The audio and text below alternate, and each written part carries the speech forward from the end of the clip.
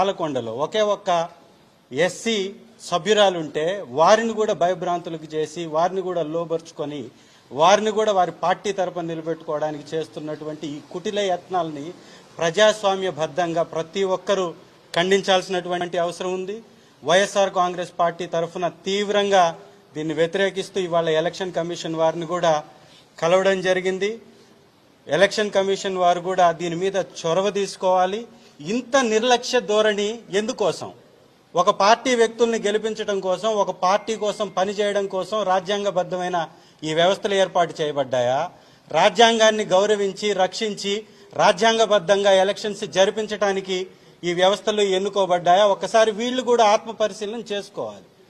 ఈరోజు ఒక్క సభ్యులు కూడా లేనటువంటి తెలుగుదేశం పార్టీ గెలుపు ఎలా సాధ్యమవుతుంది?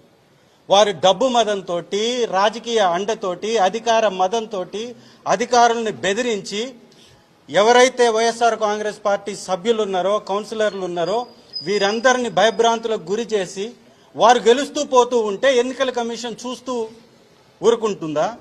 ఇదే నా ప్రజాస్వామ్య విధానం అంటే? దీని మీద ఖచ్చితంగా స్పందించాలి.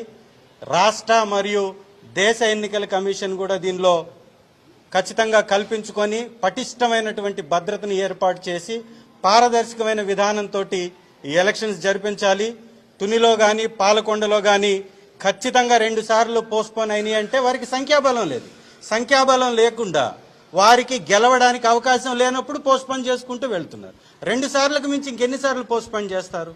అట్లాగే ఇవాళ పిడుగురాళ్ళలో జరిగినటువంటి ఎన్నికను కూడా ఖచ్చితంగా రద్దు చేయాలి, మళ్లీ జరిపించాలి. ప్రజాస్వామ్యబద్ధంగా పటిష్టమైనటువంటి పోలీస్ రక్షణ మధ్యలో ప్రజాస్వామ్యాన్ని కాపాడే విధంగా ఈ ఎలక్షన్స్ జరిపించాలని రిక్వెస్ట్ చేస్తూ మేమందరం కూడా ఇక్కడికి వచ్చేసి వారిని వినతి పత్రం ఇవ్వడం జరిగింది. కాబట్టి దయచేసి కేంద్ర రాష్ట్ర ఎన్నికల కమిషన్ దీని మీద ప్రత్యేక దృష్టి పెట్టి ఎలక్షన్ జరిపించవలసిందిగా వైఎస్ఆర్ కాంగ్రెస్ పార్టీ తరఫున మేము కోరుకుంటున్నాం. Thank you.